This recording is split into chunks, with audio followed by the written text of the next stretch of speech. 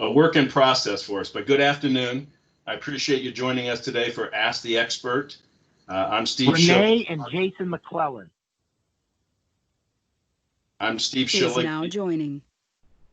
the moderator, the director of the SBDC, headquartered at Kent State University, Tuscarawas. For those that may have already heard this, we provide confidential, no-charge consulting, a team of specialized counselors with backgrounds in HR, marketing, leadership, finance and accounting, QuickBooks, bookkeeping, computer technology, and food service, which is what we are talking about today. We're still working on the technology for these types of sessions, so we appreciate your patience, and I think you may have already learned that it's a work in process. I've muted everybody for our speakers' benefit. If you have any questions, please use the chat room. The chat room can be found in the ribbon below your screen. It is to the left of the phone, and if you hover your mouse, it will read Show Conversation. We wanted to offer this workshop to provide some general background and information on the reopening and restarting phase for the restaurant industry. Very pleased to have on the call today Jeannie Keenan and Sue Geiser. Jeannie is an advisor for the Kent State Tuscarawas SBDC and the Columbus State Community College SBDC. Former teacher turned entrepreneur, Jeannie Keenan has a special passion for food and food entrepreneurs. Having owned and operated her own restaurant, Jeannie knows how much dedication and hard work it takes every day. She is hopeful that today she can offer a few helpful tips to help guide and ground you as you prepare to reopen your restaurant. Susan Geiser is an advisor for the Kent State Tusk SBDC with a focus in the food industry as well. She is a former dental hygienist and was in private practice for 25 years. She now owns and operates her own cottage bakery called Biscotti by the Bunch and runs her own mobile bakery trailer. She enjoys helping other businesses with startup needs as well as sharing her bakery knowledge with fellow bakers and entrepreneurs. Today, Sue will share with you pertinent information to help you succeed in reopening your restaurant, bakery, bar, or other food establishment. This session is being recorded. Slides will be emailed to you after the session. Before we start, I would like to mention our next Ask the Expert session on June 4th. We will be hosting Cindy Miller on Ask the Marketing Expert. That will start at noon, just like this session. And then on June 18th, we will have a specialist talk about cash flow and inventory control. July 2nd, we'll do a second part to our HR session, which was very popular and offered a few weeks ago. Jeannie and Sue will provide a brief presentation covering the most relevant topics facing businesses on the reopening. We'll follow up by responding to any submitted questions, and if time allows, we'll answer any questions in the chat room.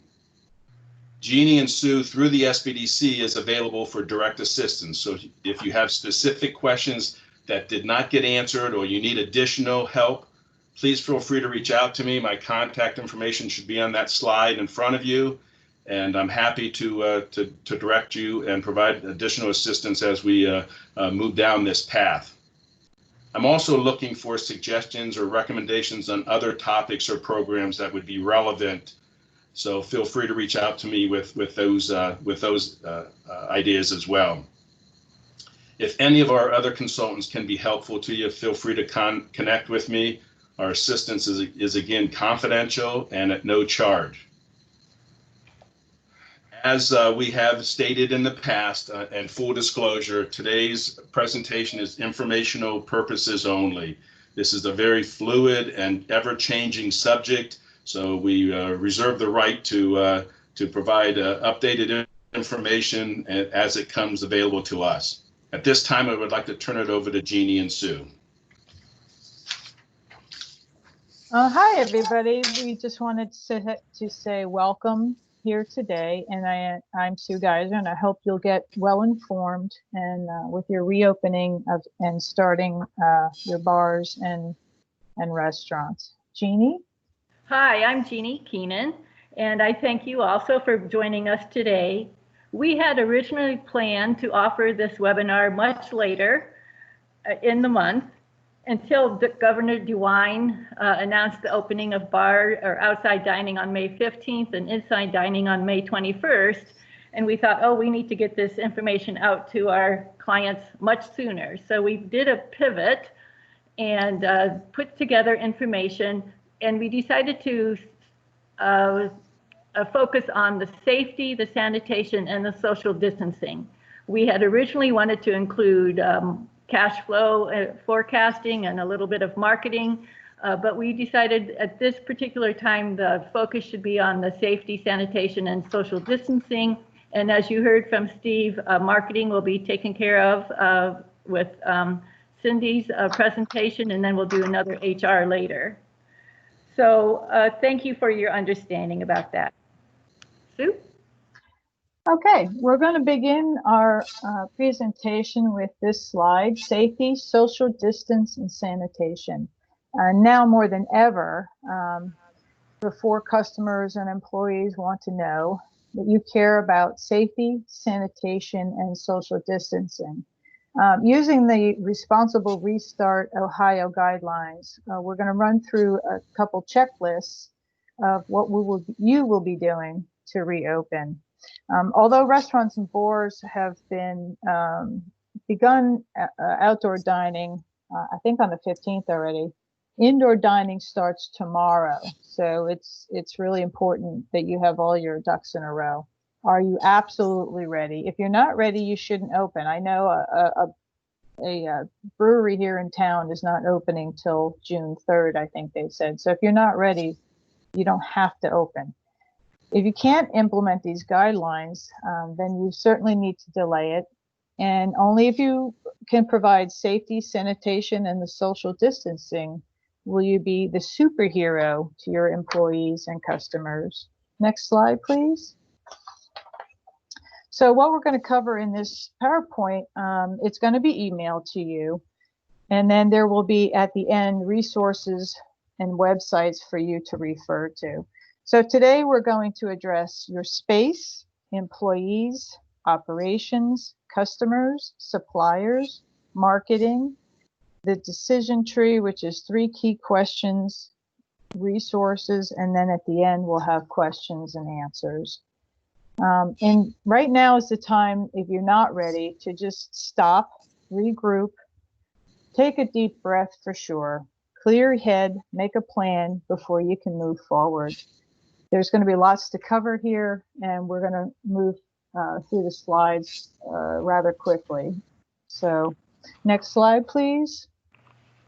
So just yesterday, Governor DeWine updated when he saw there were restaurants up in Cleveland who were not practicing social distancing. He had health department or police go in and warn them for sure to social distance. And I guess they're going to allow a couple warnings before they shut you down. He has threatened to take away liquor licenses.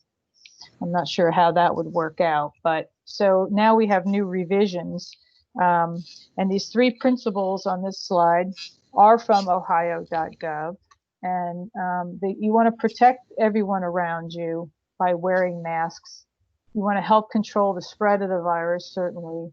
And you want to be a leader to all the other businesses in town and a leader to customers that come in that you're taking the proper protocols. Next slide, please. So these 5 protocols are also from ohio.gov. And they are, you need masks, you need to have health checks, hand washing, and you need to post your clean and sanitize information, and you want to limit capacity. Now it says on number 5, it's 50% capacity. Well, that's just for basic businesses like retail. Restaurants and bars really just need to stick to the guideline of 6 feet apart. It means no pool tables, no dancing, no outdoor bars that everyone's up against, you know, close together. And they're going to be very strict about the 6 feet social distancing. If you do not have a way to put barriers up in between your tables, you just need to separate them or utilize a second room or outdoor space. Patrons are now encouraged to wear masks out of respect, basically, for other patrons. It's not a mandated law. However, they're highly suggesting it. Next slide, please. We'll head to Jeannie. This slide, I know that you can't read it, but it is the Responsible Restart Ohio mandates and guidelines for restaurants and bars. And so this is the place that we have gotten most of our information from. We're going to talk about the mandatory as well as best practices. There's also been a new release called the Director's Dine Safe Orders that was put out by Dr. Acton on May 14th. And that is talking about no standing, that Renee and Jason McClellan. Your guest must be seated. Is now exiting. Your guest must be seated rather than standing to be served. So those are the Director's Dine Safe Orders that you can get at the ohio.gov website. Today, I would suggest that you think about creating a notebook of sorts, maybe a 3-ring binder and also a file on your computer, that you will keep track of all the documents that you are putting together, all your safety trainings, all of your guidelines and your floor plans, and document those. And the reason for doing that would be twofold. One is when the inspector comes to your place, you can say, look, this is what we've been doing. This is our plan, and we've been enforcing it. And the second reason would be for any liability issues that may come up. You would have proof that you have thought through all of this and you are working towards having safety, sanitation, and social distancing. So let's begin. Next slide, please. I would like to say to you, it's showtime all the time. Your customers want to see clean. So if you are sitting in your establishment, take a look around. Are your carpets clean? Are your windows washed? How about your ceiling fan and your light fixtures? Are your walls clean? Are your air vents clean? And are your baseboards clean? Have you cleaned your trash and your garbage areas? What about your hood and your kitchen? And we've been hearing more information now on the COVID related to ventilation. So make sure all of your air vents and ductwork has been cleaned. Next slide, please. Are your restrooms clean? And are they stocked with supplies? Have you cleaned out your plumbing system? I talked with the local health inspector who informed me that water that stays in the water lines houses Legionnaire's bacteria. So you want to make sure to flush out your plumbing system, and you can go to the Ohio Department of Health for guidelines there. It takes about 10 minutes to flush out your system. Also check your ice machine and your bins and make sure all your filters have been changed in your ice machine, and also check for any pest management that might need to be noticed there. Next, please. So don't forget also, I forgot to mention your dishwasher. Make sure you run your dishwasher several times. Make sure it's getting heated to the proper degrees, 150 for cleaning and 180 for rinsing. Make sure you're checking the temperatures in your water, the chemical releases, and check your coolers and your freezers and all the filters on those and your air conditioning units. Sue is going to talk about your employees. Next. Okay, so let's talk about our employees. And I believe that this is one of the most important elements that is constantly talked about, that's really going to be your number one and number two process. One is how will you manage your employees in the workplace? Are you going to do an on-site assessment, or are you going to let them assess themselves at home with a thermometer and then send you the information? One of the things they stress is to have a notebook and keep all the information in one place. I myself feel it's best to have your employee come to work, do the assessment outside of the building or just as they come in the door. You need to take temperatures, you need to document, you need to have a form that asks questions where have they been anywhere in 14 days? Have they been exposed to anybody? Do they know anybody sick? And you want to keep in mind, emergency orders can override the state labor laws. So you might want to get information about the state labor laws. Employees must wash their hands before entering the facility, before they put on their PPE equipment, and it's just basic best protocols for right now. They are to, so I would assign one employee to do the health checks per shift. If you have more than one shift, it should just be one designated person. They take all the information down. Keep the logbook in the same place. So if you have someone else on a shift, they know where everything is. And it has to be done every single time they come to work, as well as yourself. You need to write yourself down as well. And the biggest thing that they're stressing is document, document, document, because people sue for everything. And if they could come into your business and they tell you they got sick from you, you need to show proof that you've been doing your due diligence to get this complete. So next slide, please. So this is just an example of a health screening form. My brother is a dentist and he got one from the ADA as well. And so we looked also for one, and at ohio.gov, you can get it. It's just stresses, you know, the date, your body temperature, have you had symptoms, and then the signature of someone who signed them in. And then if they are sick, you have to send the employee home. You need to immediately contact the health department. You have to keep the person's name that you sent home to yourself because of HIPAA laws. No one else is supposed to know who it is, although when you work in a small place, it's kind of process of elimination. And then if you call the health department, they'll guide you as to what next steps you need to take. One of them will be cleaning your facility from top to bottom and not let anybody else in.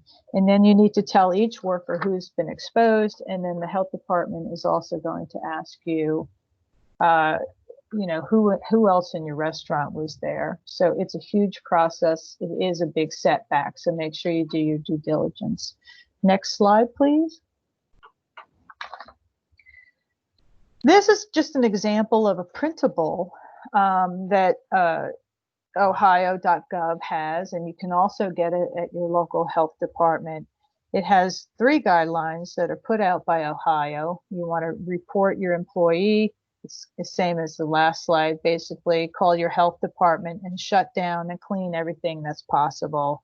You can print this. You can put it up for your employees in the kitchen and everywhere. It's great if it's visible in a lot of rooms, and certainly post it on the door for customers coming in so that they know that you're doing your due diligence as well. Next slide, please. So do you have a plan in place when you respond to high levels of absenteeism? And one of these regulations are, I'm sorry, if you're aware of the regulations regarding HIPAA, you need to be well versed in that. EEOC, ALA, there's also Family First Coronavirus Response Act, the FMLA, and do you have the Emergency Paid Sick Leave Act? These are all kind of new to me. So some of them, there's the ALA, I'm not real familiar with myself, but they should all be looked up. Sue, I'm sorry, that's my typo mistake. That should be the ADA, American okay. Disability Act. Okay. So Sorry. this information will be at the end of the presentation, so you'll have the websites to look them up. Next slide, please. Okay, do you have an employee handbook? We at SBDC have someone in HR who can help you with the employee handbook. Very helpful, for sure.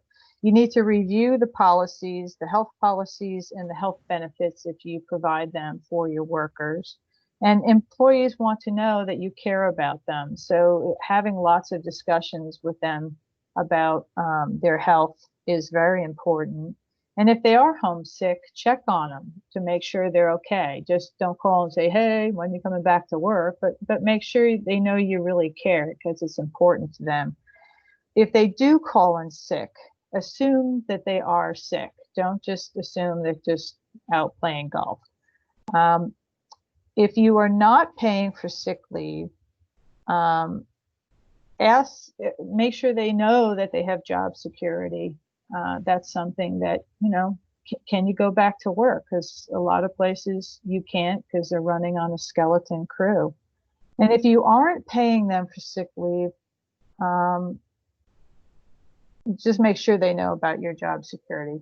You need to get a doctor's note. You're allowed to ask. Get a doctor's note for when they're out more than 7 days, and make sure you document the note, and make sure you keep the note with your health log.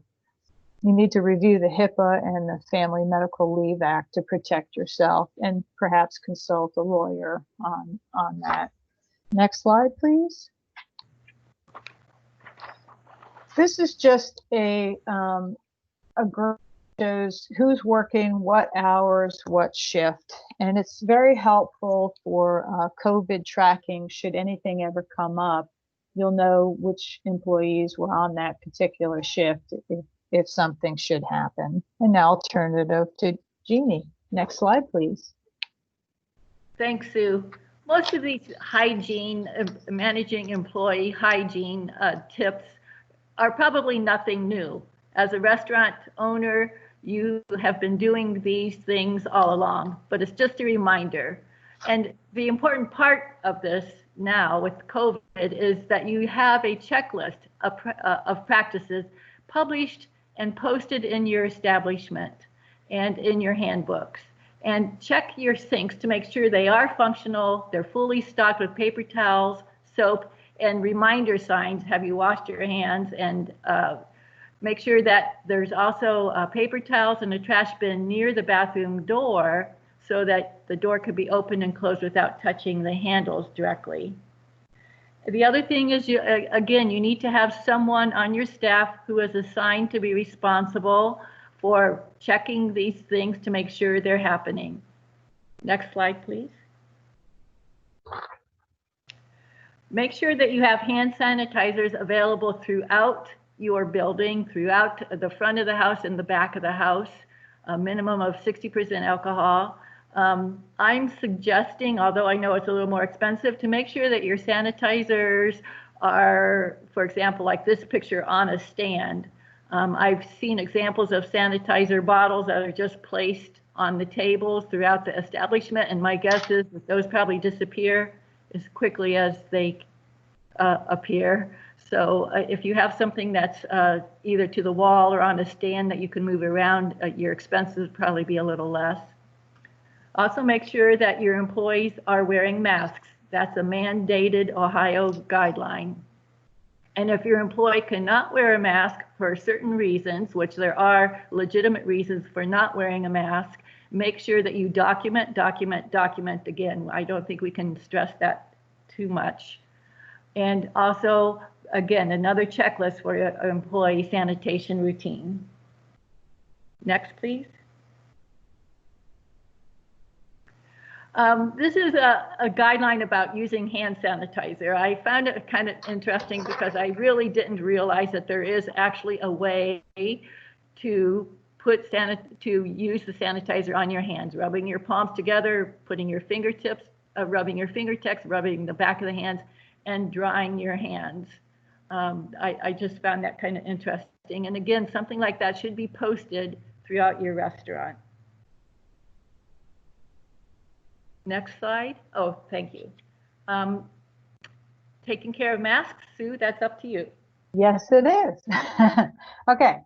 Have you trained your staff with putting a mask on and off? I know it sounds really crazy, but it's amazing how many people don't know how to wear a mask or gloves. Now, as a hygienist, they actually had a class on how to wear masks and gloves. Hopefully it wasn't too many credits. Anyway, so all employees need to wear the mask. That's a must. You need to wash your hands before applying the mask. And then that means you wash your hands for a minimum of 20 seconds. Just think of the surgeon on TV that's scrubbing.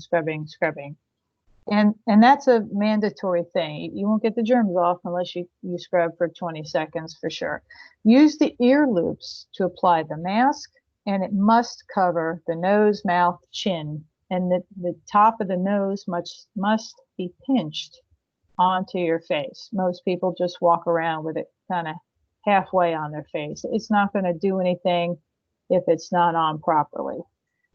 No dangling on your chin, and just do not touch your mask during the day because you will cross-contaminate and you'll contaminate your mask with whatever's on your hands. When it comes to gloves, you need to wash your hands before you put the gloves on. I know a lot of people like to just put the gloves on right after, right away, or even in between changing their gloves. But that's kind of a no-no. You end up going through a lot of gloves, and there's a lot of hand washing involved for sure. But they need to be changed often depending on what task you're doing. You don't want to cross-contaminate your gloves when you're handling money and food. I can't stand this in my trailer. I just can't stand if I have somebody who helps me, because I'm constantly saying, nope, nope, no. One person handles money, one person handles food. Do not commingle those. It's a really bad idea. Next slide, please. These are just basic hand washing techniques. Wet your hands, apply the soap, scrub for 20 seconds vigorously. You want to rinse your hands thoroughly and then dry your hands and arms. Next slide, please. Okay, have you trained your employees? You want to have the friendliest employee answering the phone and being at the door. Even though they have a mask on, they still will sound happy on the phone or happy to the customer that walks in. And I've noticed a few places I've been to myself that, yes, they do have people out front who are extra bubbly. I think it just alleviates some fear as people come in. Speak with a smile, it does convey on the phone, and it does convey through your mask. You want to use social media, your website, and emails to communicate any best practices that you're doing. You want to show them videos of your workers happily working with their masks and gloves on. You want to show pictures that you're cleaning your facility. You want to be honest about your mitigations that you will be employing. You want to offer also, I've seen this a lot on social media, shout outs to other businesses, showing support for them, not asking them for anything, just checking in to see if they need help and if they're all right. Using humor is okay. It gives the customer hope, I suppose.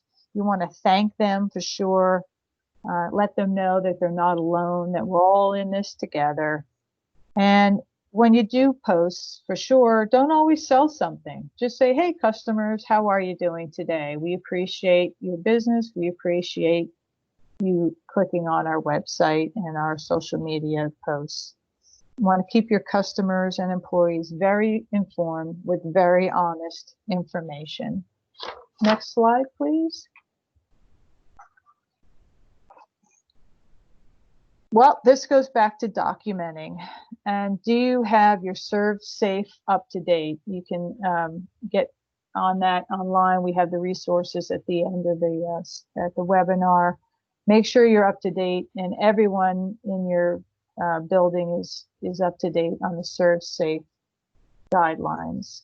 Have your employees sign policies, procedures, and training documents. Definitely review all policies weekly with your staff, and you may want to confer with an attorney or an HR rep.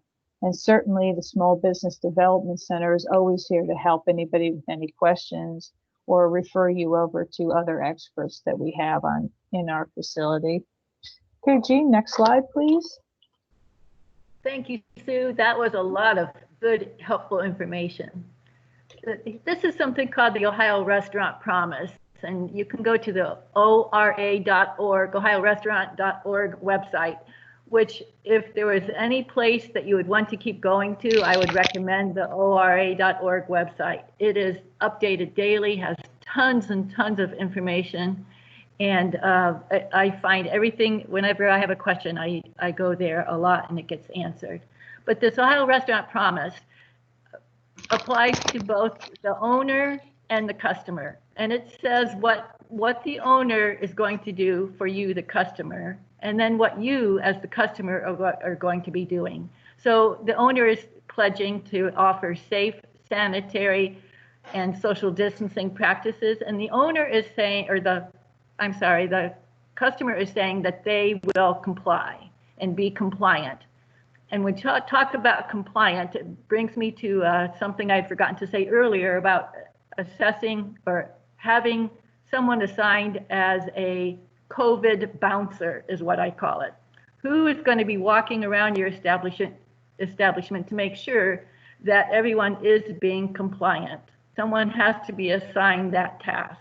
And I think here in Columbus, where I am, that has not been happening at some places, and they have been shut down because no one was trying to help control where people were sitting, people are walking all around. So you want to make sure that you have someone who is helping the customers be compliant and also helping your employees to be compliant. Next slide, please.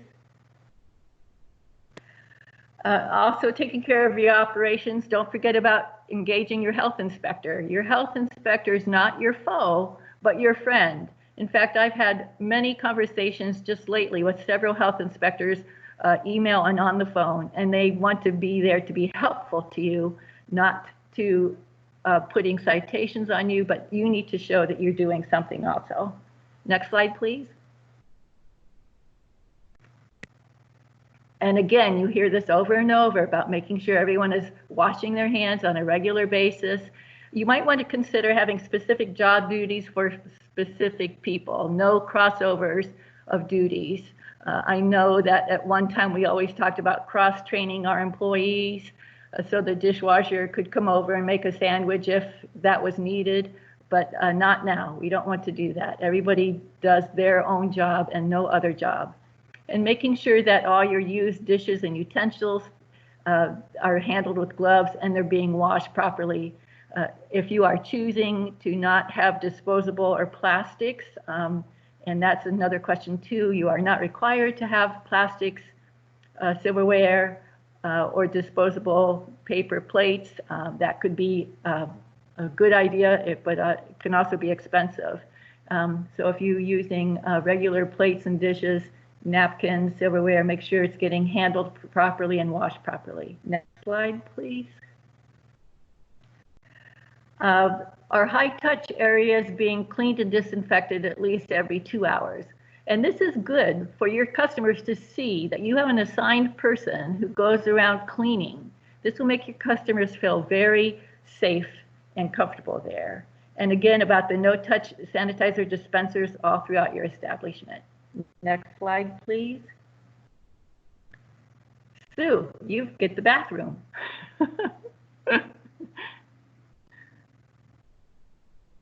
Are you there, Sue? I'm Okay. so sorry, it was muted. That's okay. Guys, I had some. Okay. You want to, sorry about that. You want to assign one person to the restroom duties. You have a list, have them mark the time, what they did, and leave it posted for customers to see that you're doing your due diligence in the restrooms. Next slide, please. This is a checklist. You'll need the checklist so everybody is on the same page. And you could print the list in the front of the house or the back of the house, front of the restaurant, back of the restaurant. And just have a disinfection checklist so everybody knows what they're supposed to do. Refer yourself to the CDC or the FDA for guidelines, which are posted at the end of our webinar. Next slide, please. Okay. EPA approved sanitizers and disinfectants. There's chemicals for bathrooms and there's chemicals for kitchens. Chemicals, you want to make sure you have the correct ones for what you're doing. The chemicals need to be mixed correctly, and you have to purchase the chemicals which will kill viruses and the EPA approved. One thing you don't want to do is mix bleach with other chemicals, and you want to make sure you train your staff. They may not know that bleach does not go with something else and could have a chemical reaction. Next slide, please. A similar slide about your staff being properly trained. Label the containers. Try not to use containers that are not for what's in it. If you do, sometimes people use, Windex spray bottles for something else. Make sure you have it labeled for sure. Store them away from food. And make sure you have the proper sanitizers in the kitchen. Some of the countertops should not be used by certain products so that your food gets contaminated.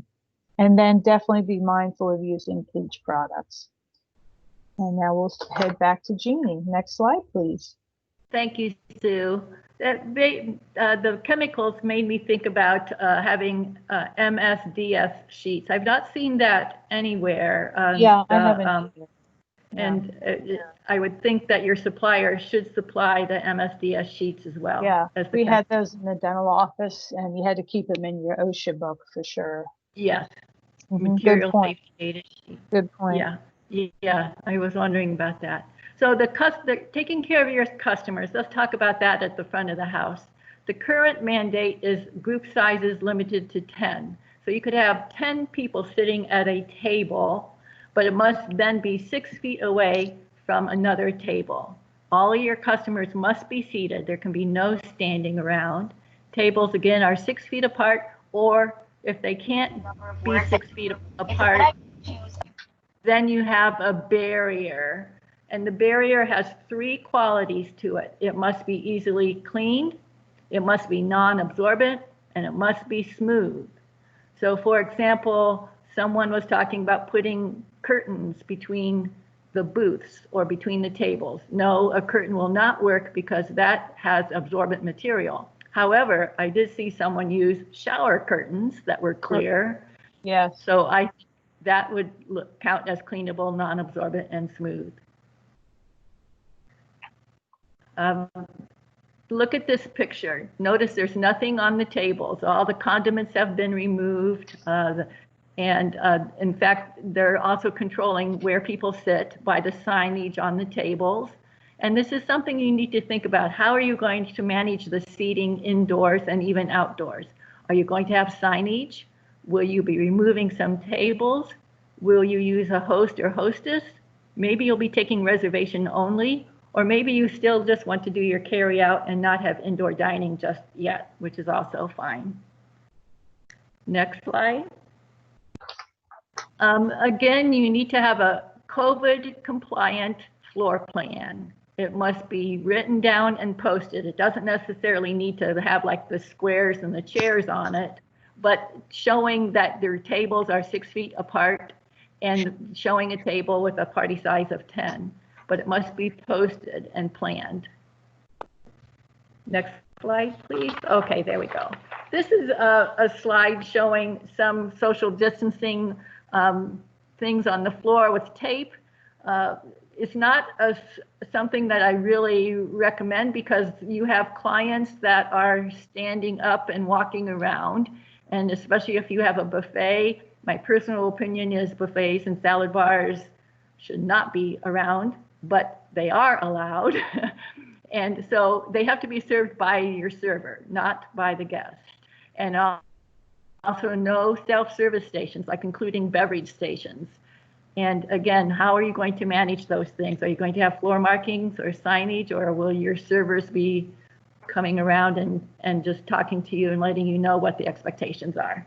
Next slide. Another suggestion, again, we talked about removing all the tabletop condiments. So you probably would want to use individual packets of salt, pepper, ketchup, things like that. And if you don't, and you have those in containers, make sure that those get sanitized between uses. And also consider using a one-time use paper menu.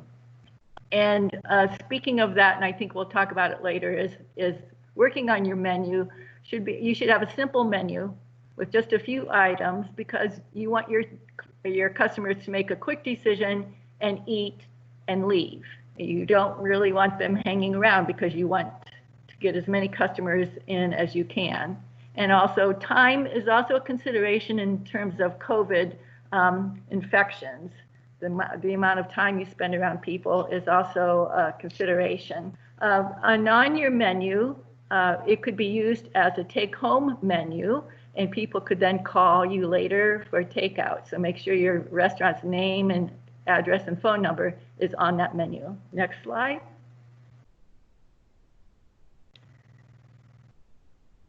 Some signage that you would like to use, be sure to have lots of signage, because when your customers come to you, they're going to want to know what is the expectation, what do they need to do.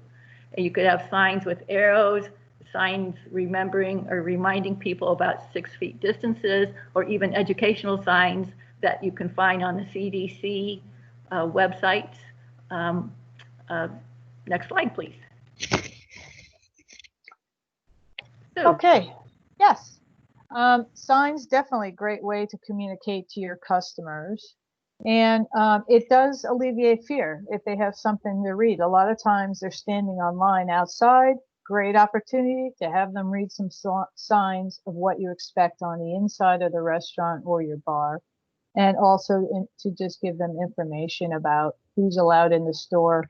Do you have new hours, and do you have senior hours in the morning or later at night? Sometimes the last hour or the first hour of the day is allowable for seniors. And then you want to make sure you post these signs to your website and on social media so people know when they come to your restaurant that you have these things available for them to see. Next slide, please. Post away, post away, post away. I'm not a big fan of putting signs all over windows as you walk in the door. I think it looks not very clean. However, in this case, it's a must to have signs on your doors. People want to know, like this one sign says, please pick up carryout order in the bar, which is front and center at the front of the restaurant. So they know where to go, so they don't have to go near other people. And it does alleviate fears. It certainly educates the customer when they come into your restaurant or your bar. So post away. Next slide, please. More pictures of signs outside and outdoor dining with social distancing and masks on. You have barriers between your tables, signage, staff is wearing masks, and the customers are seated. No more customers standing outside, no more customers standing inside. They all must be seated or they can't come in. Next slide, please. Another slide of social distancing. If they're eating, they do not have their mask on. It's not necessary, but it is highly suggested if they're just sitting there chatting to have their masks on. Next slide, please.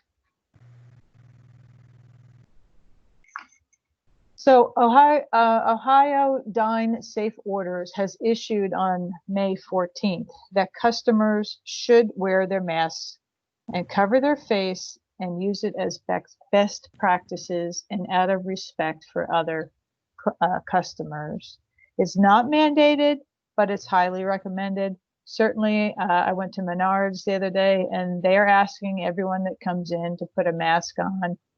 People don't always like it. Maybe they'll go somewhere else, but I see more and more stores and restaurants this week popping up that people are starting to get the idea that, okay, if we want to have fun, this is what we need to do.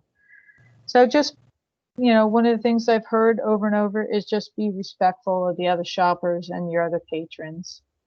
Next slide, please, Jeannie. thank you, Sue. Let's talk about your kitchen, the back of the house. Again, just cleaning your freezers, your coolers, your refrigerators, checking the expiration dates on all the products that you have there. Simplify your menu. We talked about that before. Using up your inventory that you have now because you've been closed for quite a while. So you don't have a lot of money right now to be buying new inventory. So see what you can make with what you have there. Going back to the menu, yesterday I was on a webinar and I heard one of the owners in another state saying that he has raised his prices considerably. He had simplified his menu, raised his prices, and he said he has not heard one complaint from one customer. And I think that goes back to the fact that people really want to be supporting small businesses, and they want to be enjoying visiting at your place again. So you could consider raising your prices on your menu. Next slide, please. Again, in your kitchen is also required social distancing of 6 feet apart. I really have no idea how that would ever be possible in a kitchen, but if you can do it, that would be great. If you can't, then you need to write down and post your plan for increasing safety and sanitation practices as an alternative. Next slide, please. Again, obtain ServSafe training, and I think right now, until the May 31st, ServSafe training for takeout and delivery is being offered for free. And also maintain compliance with the ODH food code, which is something you've been doing all along anyway, and making sure you have a person that's called a person in charge. They're designated as a person in charge, and that is nothing new either. It's just a reminder. I do want to say, I'll see if I can find it before the end of the program, that the Ohio Department of Health is also one of my main resources. They have a phone number, which I wrote down. I'll try to find it here in a second. Michelle that Kelly I actually have put in my phone. Exiting. They have a phone number that I put in my phone that I call almost daily with a simple question, and they are quick to answer and they're very kind. And I see the question here on table 6 feet apart, and I have the same question as John. I don't know if that means edge to edge of table or back to chair.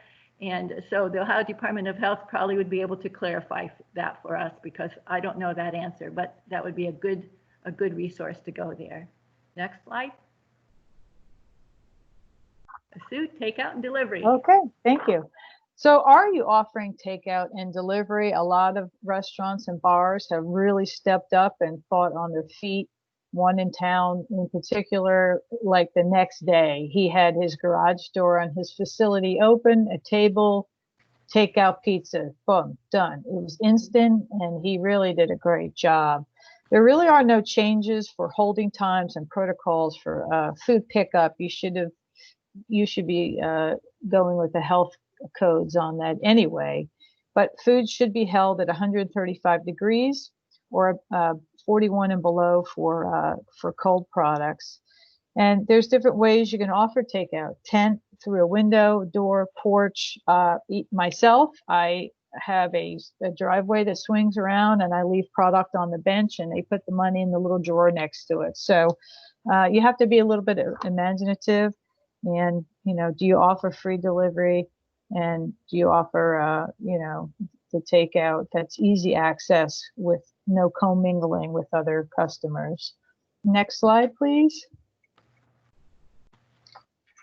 Okay, this is my food truck, my little trailer, and I had the inspector here this past Saturday. The same rules apply as restaurants and bars. We have to wear our PP equipment. And I have to put a partition of plexiglass hanging down, probably about 3/4 of the way down to the bottom of the window.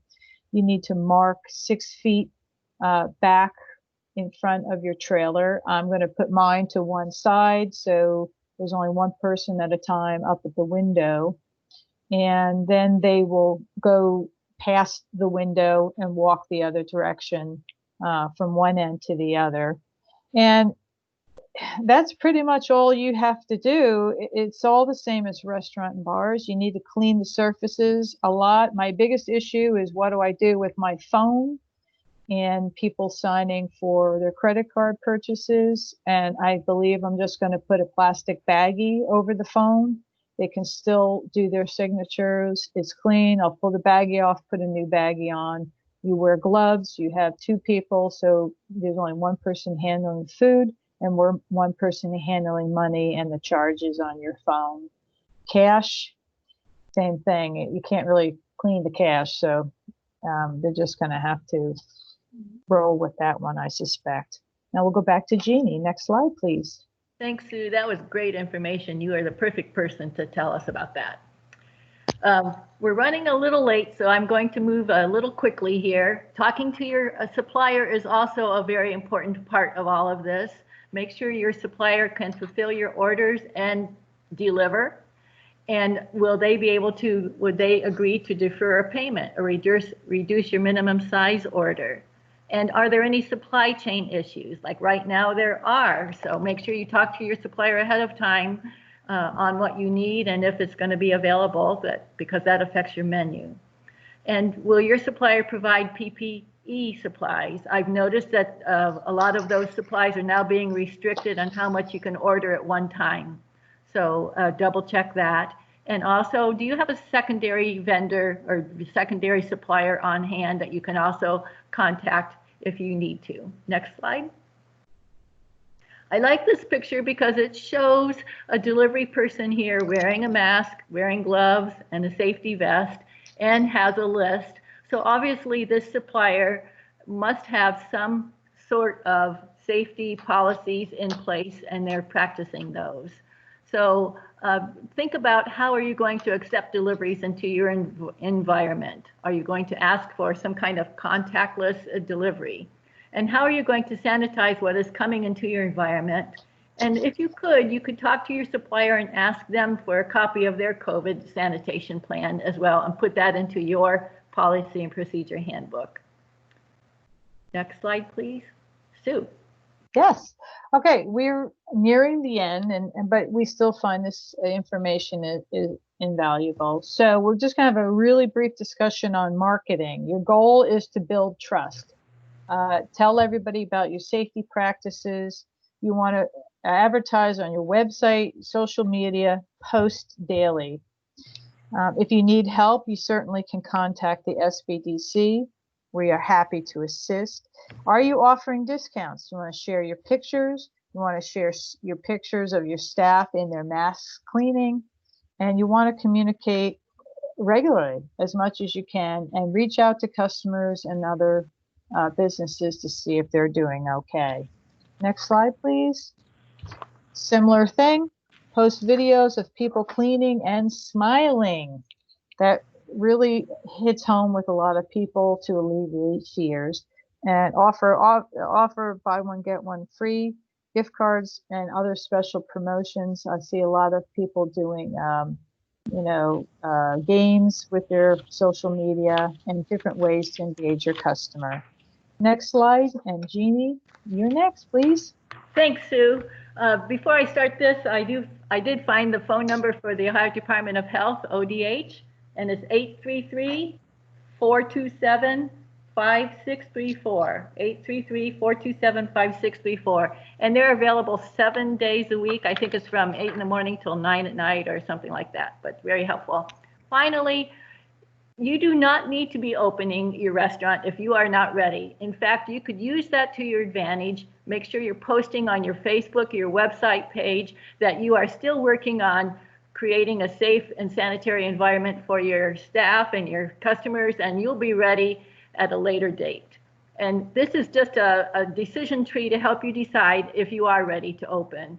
And if any one of those questions you say no to, then you need to stop and make sure you be able to say yes and create that right environment, and then you are ready to open. But please be responsible. You as the business owner, I can't stress this enough, you as the business owner are responsible to make sure that everything is in place and is being implemented and enforced. Next. Okay, so this is our summary for you. We hope you got a lot out of our seminar today.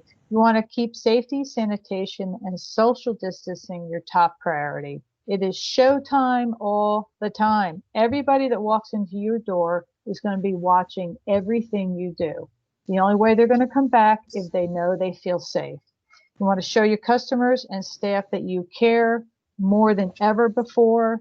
You need to have repeat customers. And then you need to take care of yourself. Don't let yourself get so frazzled. Pay attention to the cues that tell yourself that you're tired as well. Next slide, please. Just try to add a little humor. And if you're flying through all your checklists, you are certainly ready to open, and we hope this has helped you today. Next slide, please. These are the resources that are available. And certainly you can contact the SBDC at any time if you have any questions. Next slide, and Steve, we'll give it to you, please. Okay. Very good. Jeannie and Sue, thank you very, very much for your information. It was very thorough, very spot on. We appreciate, and you can clearly see there was a lot of research on the two of you part to bring this information to us. For the attendees, I would like to thank each and every one of you for joining us today. Certainly let us know if you have specific questions or need some direct assistance. The SBDC is certainly happy to help you. And then one final note, on June 4th, Ask the Expert, marketing expert Cindy Miller will join us at 12 o'clock noon. You'll see a flyer shortly. And then the final reminder is that this session has been recorded, and we'll send the slides out to you shortly. So I think with that, we're close to the 1 o'clock hour. Any questions that we didn't get a chance to get through the chat, we'll get those to Sue and Jeannie and have a response to you. So, thank you, everyone. Thank you so much. Have a great day.